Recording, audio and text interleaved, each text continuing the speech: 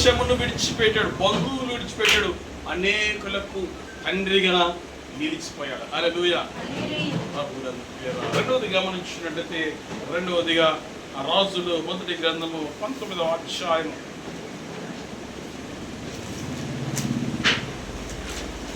రాజులు మొదటి గ్రంథము 19వ అధ్యాయం 19వ వచనం. ఏలీయా ఇక్కడి నుండి పోయిన తర్వాత అతనికి షాపాతు కుమారుడైన ఎలీషా కనబడెను. అక్కడ గమనిస్తే గురువు శిష్యుల గురించిన సందర్భం. ఈ ఎలీషా అబ్రహాము దేశాన్ని విడిచిపెట్టి ద్వారా ఆశీర్వాదాన్ని పొందుకున్నాడు. ఈ ఏలియా తన పనిని విడిచిపెట్టాడు, తనకు జీవనాధారమైనటువంటి దానిని విడిచిపెట్టాడు. ఎలాంటి పని అంటే 12, 11 వరకలు ముందు వెనక 12 వరక సరి చేసుకుంటూ ఉన్నటువంటి క్రమంలో ఏలియా ఎలీషాను పిలిచినప్పుడు వాటన్నిటిని తనకు ఆధారమైన దాన్ని విడిచిపెట్టాడు. తన పనిని, తన జీవనాధారమైన దాన్ని విడిచిపెడతారా ఆయనకి ఏం ఫలితం దొరికింది? ఏం ఫలితం అంటే 7 ఆత్మ తెలుస్తా. హల్లెలూయా.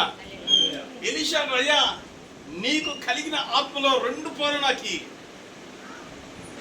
ఎలీషా ఏలియాను ఎలా పడుతున్నాడు? అయ్యా, ఈ జీవంతోడు నిన్ను విడిచిపెట్టినయ్యా, నీ జీవంతోడు నీకు కలిగిన 2 ఆత్మలు నాకు కూర్చుతారు. అరే బాబు, అది నా చేతిలో, దేవుని చేతులు ఉంది, అయినా పర్వాలేదు, నిన్ను విడిచిపెట్టండి. ప్రభునందు నిజంగా ఎలీషా తన పని విడిచుట ద్వారా, తన పనిని విడిచిపెట్టి ఏలియాను వెంబడించుట ద్వారా గొప్ప ప్రవక్తగా నిలిచాడు చరిత్రలో. హల్లెలూయా, హల్లెలూయా. మనము ప్రభువును వెంబడించగలిగితే, ప్రభు దేవుని యొక్క వాక్యాన్ని అనుగుణంగా మన జీవితాలను సరి చేసుకుని ముందు నడవగలిగితే, మన యొక్క సంఘములో, సమాజంలో దేవుడు నిన్ను బహుగా ఇచ్చిస్తాడు. ఎలీషాను ఆశీర్వదించి లేవనెత్తిన దేవుడు ఈ రాత్రి మనల్ని కూడా